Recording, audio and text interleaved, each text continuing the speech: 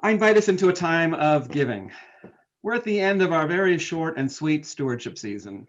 We've kept everything very simple this year. We've had no mailings, no pledge forms. We've just asked you to email a good faith estimate of your giving for 2021. Now, the method may have been simple, but the effort was certainly not.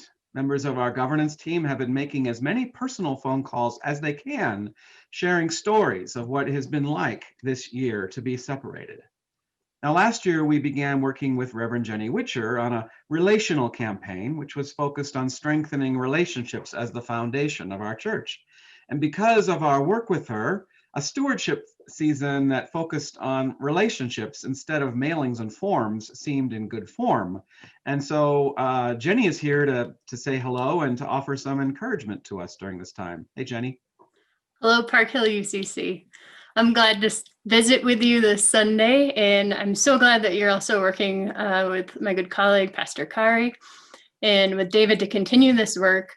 David's been keeping me up to date over the last couple of months and has been so excited to share all that's been going on at Park Hill. And the thing I guess I want to share with you is to reflect back to you that you've done it. You've done the work of creating culture change, of shifting how your church operates from being about just meetings and the technicalities of church to being a church that's focused on a relationship. And that is a huge accomplishment in our world right now, and much needed when we're so isolated and so lonely and so frustrated with what's going on in our political world. So I'm so grateful for all of the ministry that you've been doing and the ways that you've been reinventing church for yourselves and for the wider world. I really give you credit for putting us on the right path. When the pandemic separation began, we knew that the first thing we needed to do, besides having worship online, was to create groups. We moved online groups online that had existed, and their participation doubled and sometimes more. We created new groups.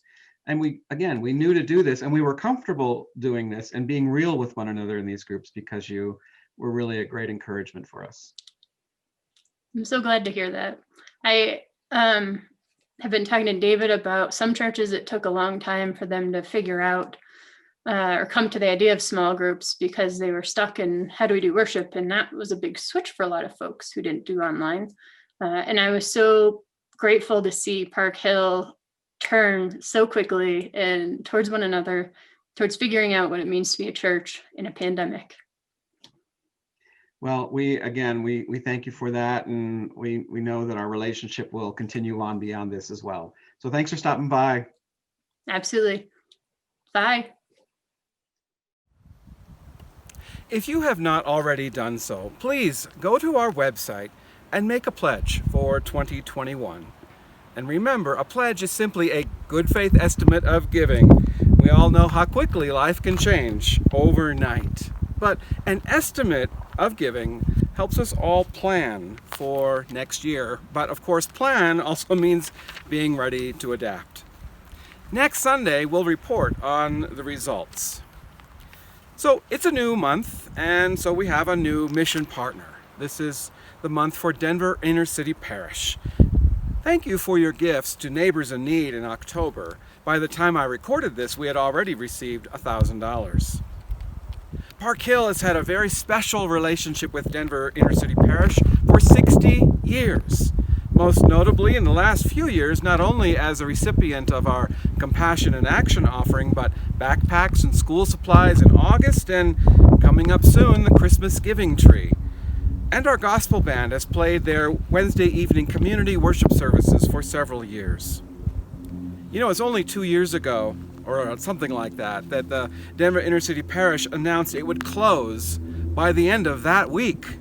We all saw it in the news and were shocked and grief-stricken. But Larry Martinez stepped up and has pulled a rabbit out of the hat, and has brought more life and vitality to this ministry than perhaps they've ever had before. And we'll hear him tell his story in a minute. And then after we've watched his video, use the time of musical meditation to go to our website, to donate to our mission partner, or make a pledge for 2021. Or if you haven't yet invested in our vision of Park Hill 2.0, I invite you to do that. Our live streaming equipment will be installed in about 10 days. And again, while you're at the website, let us know you're here today.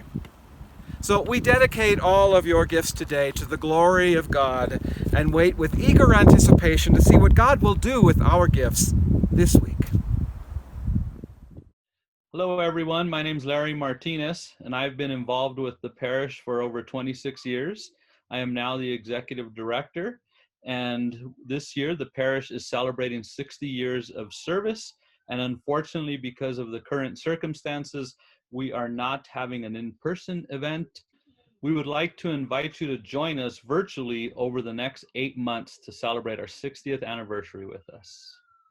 We're excited about where the parish is at today and how we have continued to meet the need of our community and how we are in a better position to meet people where they are at today. The community has changed a lot over the past 60 years, and so many of our programs now are focused on meeting people where they're at, whether it's by collaborations and partnerships with other organizations or being more mobile. The parish's programs have evolved over the last few years, and we continue to offer our food pantry that we have been running since 1960.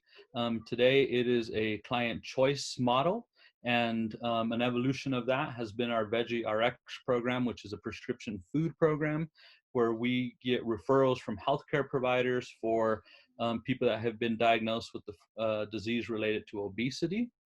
Care navigation is something that the parish has always done. We continue to be that place that people go to for help, finding community resources or applying for public benefits, paying for utilities, a lot of helping folks apply for unemployment, or simply giving people hygiene and diapers, or a place for that they could get their mail. The computer coding program is doing great right now. We partner with local schools and out of school time providers to be able to provide coding for students that have not had the opportunity to learn it. Our seniors program continues to be very participant driven, and the focus is social isolation and hunger. As always, DICP relies extensively on your financial support. If you are able, please continue to give generously, knowing that we will turn your financial contribution into direct services for those who rely on us. Thanks again.